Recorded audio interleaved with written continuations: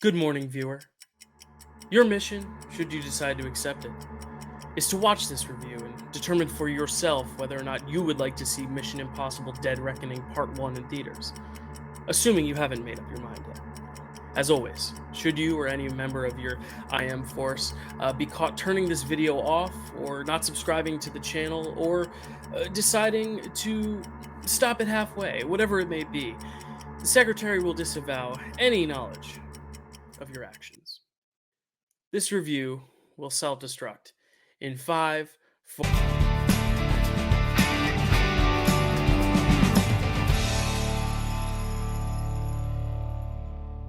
Hey everyone, welcome to the Dyl Pickle Movie Network. I am Dylan Randazzo, and welcome to my review for Mission Impossible Dead Reckoning Part 1. That is quite a tongue twister to say 5 times over, but I should get used to saying it because I'm going to be probably referencing the title a lot throughout the rest of the year, because this is going to end up being, if not in my top 10, close to one of my top 10 movies at the end of the year. And that's because I just have such a fondness for the Mission Impossible franchise as a whole. So I knew going into this that this would be my cup of tea. But of course, there is one Mission Impossible that we don't talk about that may be the outlier in that franchise. So you never know going in if a film is going to live up to its predecessors. And I can say, while Dead Reckoning Part 1 is not my favorite Mission Impossible film, that's very, very hard to top. It is Fallout. Fallout is, I think, a near perfect masterpiece.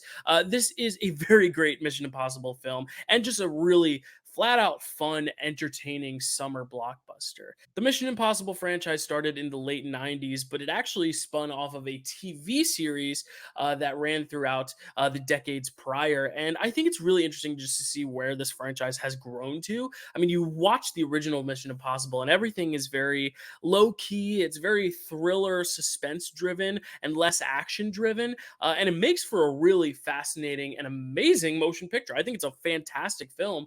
But you see Fallout and now Dead Reckoning Part 1 to just see that bridge of where we've come to. I mean, this is now a full-fledged action franchise. Yes, there are moments of great thrills and suspense and lots of great tension. That is not lost. But I think the draw for most people, including myself, is the stunt work. And particularly because Tom Cruise is a madman. He's a madman who will put his life on the line to entertain. And I know Tom Cruise as the person and Tom Cruise as the performer and Tom Cruise as the actor are probably three separate things. Tom Cruise, the performer, the entertainer, the person who wants to grab us by our eyeballs and glue it to the screen for 2 hours and I think 45 minutes around then, and make it so that we cannot look away from it. I mean, this is a next level type of movie star that we haven't really seen since the silent film days with Charlie Chaplin and Buster Keaton.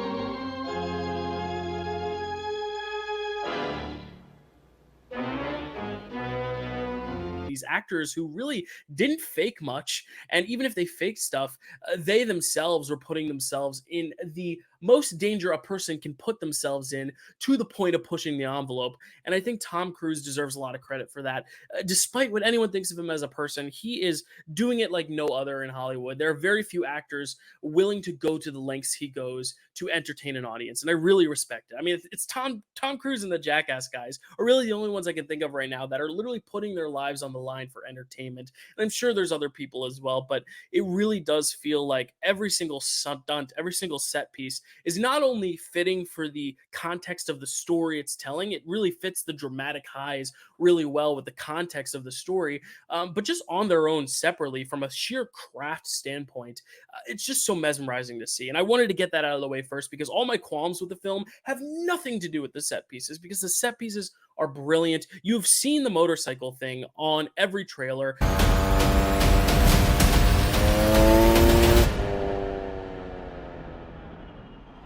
Even if you haven't seen a trailer, you know that there's this giant motorcycle set piece, but it's all about context. And I think in the context, it's even wilder. You know, you can watch it in a 10-minute IMAX featurette before a film that came out earlier in the year and be like, wow, Tom Cruise is a madman. That was exciting. But then when you see it in the context of the movie, it's just elevated to that 11th degree.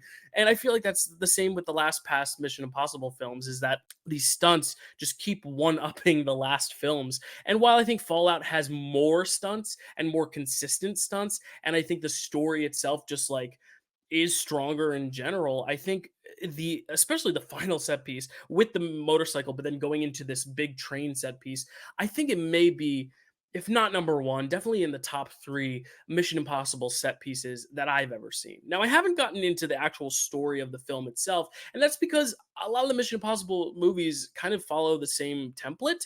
And that's not to say they're carbon copies of one another, but it's very clear and simple. Ethan Hunt gets a mission earlier in the film. He finds out he has to find something else that will help unlock this other thing, or do this other thing or this other task. And there's another person also trying to intercept it, and he has to try to do it while putting his life on the line. And the big question is, does he put himself before the mission, or does he put his people before the mission? And this film, what's so interesting about it, without going into deep plot details, because I want to make everything a surprise. Even the first few minutes of the film, I think it's worth it to see without any preconceived notion of what this plot is.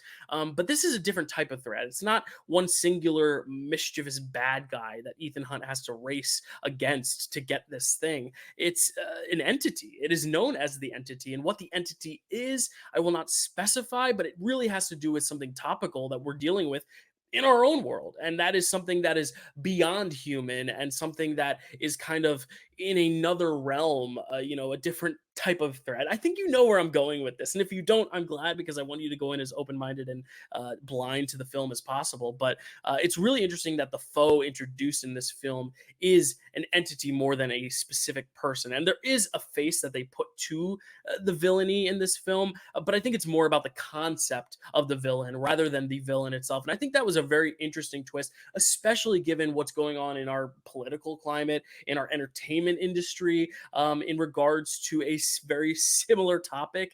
If you've seen the film, you know exactly what I'm dancing around with my words. But I think it's really interesting to see this franchise continue to evolve with the same template and formula, but finding little ways to twist it that make it exciting. Now, I did say earlier that I do have some qualms with some of the story elements, and I think the main story elements are also ones that I don't want to spoil. But, there's bound to be some casualties in some of these movies, but I think some of the casualties in this film, especially one in particular, just didn't really feel justified with the plot. It didn't propel the plot in a way that I think it intended to, especially because we get flashbacks to something else from Ethan Hunt's past that is also not really further explained. It's more to set up the villain more than it is to set up Ethan's story. I think they could have elaborated on more, or maybe found parallels to tie that into the present story. And I think they kind of didn't go the full mile with that. Now, another qualm that people have been having with this film is the fact that it is a part one. It's the same thing people said about Dune, same thing people said about Spider-Verse, the fact that it feels incomplete. And I think some of my qualms with the film, and the fact that some elements aren't elaborated on or didn't feel like they had meaningful weight to the story, I think that could all be fixed when we see part two. And it's very likely that when part two comes along, there will be scenes devoted to address stuff that happened in this part. But because it does feel like kind of a film in cut in two, we don't get that closure for every single element, to where some things feel open ended. Now, the film itself, I think, does have a really good ending beat. I think it does feel like it has a sense of closure, but I think there are still loose ends that are open that most other Mission Impossible movies really neatly tie up with a bow. I think that's one of the best things about this franchise, is that every single installment kind of has this beginning, middle, end. And while it's very open to continue, there feels like a finalization at the end of each film that this film is lacking. And I knew that was going to happen going in, because this is called part one. So I think the fact that they said it was a part one and they advertised it as a part one, I'm willing to forgive the fact that some elements feel open ended. In the middle, there's, I think, a little over explanation of some of the exposition. It gets a little talky in the middle, and not necessarily in a good way. Like, I love when films allow their characters to just converse with one another, but here it just feels like they're kind of retreading a lot of the similar conversations over and over again. But just when the film like teeters on losing me in those moments, it just wins me back immediately with an amazing action set piece. And those action set pieces also have great character moments too. It's not just about the spectacle, but the spectacle aids in the emotion. And I really think that's why the Mission Impossible franchise is so successful, and why it is probably my favorite franchise. Except for that second one, that dreaded second film, I think every single other six Mission Impossible film is astounding in multiple ways. Some are more astounding for their character work with Ethan Hunt, some are more astounding from their cinematic techniques, and some are just astounding from their pure spectacle. And I think Dead Reckoning has a bit of each of those in it. And it's not a perfect a perfect whole, but it's exactly what I needed it to be. This has been a lackluster summer. Indiana Jones and the Dial of Destiny, I liked, but I had some flaws, especially with the presentation of the action and the way the action was handled in that film, and kind of using CGI and stunt doubles and masks to kind of cover up the actors. Here, the actors are in full display. You really can't hide behind anything in the Mission Impossible franchise. This was my most anticipated movie of the year, of the last probably 3 years, because every single year I thought it was going to come out and then it didn't come out. But I'm so glad it finally came out. And while it is not my favorite Mission Impossible movie, again, that's a hard bar to match. It is one of them. It is a great film, a great time at the movies. Just in terms of some of the new performances, I mean, Haley Atwell is added to the cast. Her character is so fun, so different from Peggy Carter in the MCU. You're getting a much more kind of playful and almost maniacal at times. She's like a pickpocket thief, so you get a little fun from her that you don't really get from her as Peggy Carter. And I love her in the MCU, but it's just a different version of this kind of action heroine, which I really like to see. One of the greatest additions, and this is not a new addition, but this is a reintroduction of a character from the very first Mission Impossible movie, Henry Czerny as Eugene Kittredge. And he was last seen in the first ever Mission Impossible. And I watched all these films this week, so it's still fresh in my head. But some of the best moments in that original Mission Impossible is this like kind of complicated relationship between Ethan Hunt and Kittredge, and that kind of level of distrust, but also kind of acknowledgement of one another's attributes to the team. And it's really fun to watch in this context too, because it's been so long since that first film that you can tell there's like a history there, even though we haven't seen these characters together in 6 films now. But his reintroduction to the franchise is so welcome. I mean, he has some great scenes in this thing. This mission of yours is gonna cost you dearly. And with the reintroduction of Kittredge, and I don't know if this is coincidental or purposeful because Kittredge is back, but there's some really great, like, awesome use of low angles and close-ups. I mean, Christopher McQuarrie has done 3 of these now, and this feels like the most playful he is with his direction, and it's really fun to see. It's some choices don't work as well as others, but I think it's a really inspired direction. And you can tell he's kind of like paying homage to De Palma's work in that first film too, keeping some things really tight and really angled and kind of having interesting ways of framing scenes that you may not have gotten in the last few films, which is really interesting as well. I think the returning cast is excellent as well. Rebecca Ferguson continues to be a highlight of this franchise. Ving Rhames, I mean, he's always incredible. Simon Pegg, always incredible. They've been in almost every film in this franchise for a reason. It's because they bring a lot to the roles.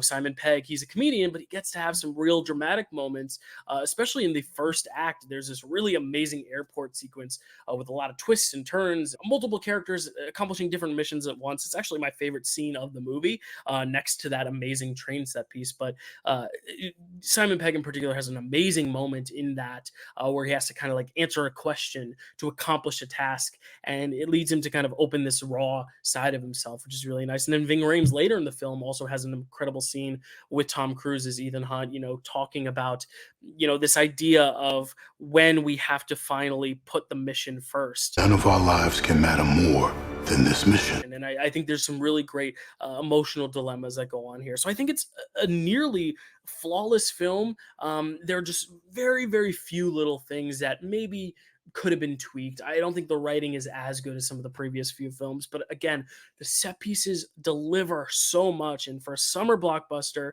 if the set pieces alone were great and the rest of the movie was crap, I'd still probably recommend it. But luckily, I think enough of it works elsewhere to make this a really fun, really fitting night at the movies. And I really hope y'all see it because it's really great. And if you haven't seen the other Mission Impossible movies, what are you doing, people? Skip the second one, but the first one and then the third through the sixth one, they're all amazing in all different ways. And I'm so excited that these movies are still being made. And Tom Cruise wants to make them to his 80s. So I say, hey, go for it.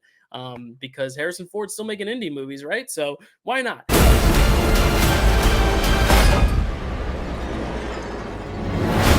So that is my review for Mission Impossible Dead Reckoning Part 1. There, I said that long title again. Thank you so much for watching. If you want to check out more interesting videos, but don't have the time to sit down and watch a 20-minute review like this, check out the Dyl Pickle Movie Network TikTok, which just recently launched this past week.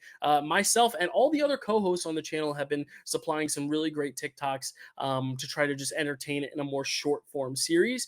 So if you like those, follow that account. Let us know if you like those videos. I play some daily box office games, and Kelsey's going to have some Marvel content. Chad, Matt, and Zach will bring their own imaginations to the table. So it's really exciting to see what's developing over there. And of course, I want to shout out these folks that helped donate as part of our February subathon, our 24-hour subathon. Their contributions are not left unnoticed. So thank you so much for watching, and we got some big movies coming down the wire, so stay tuned. I will have a Barbenheimer review for you in the next few weeks as soon as I see that. I am seeing them both in the same night, as many other people are, so I'm very excited. Thank you so much for watching. Please do not try any of the stunts at home. Please do not. But if you do, be safe. Thank you so much for watching. I'll see you next time.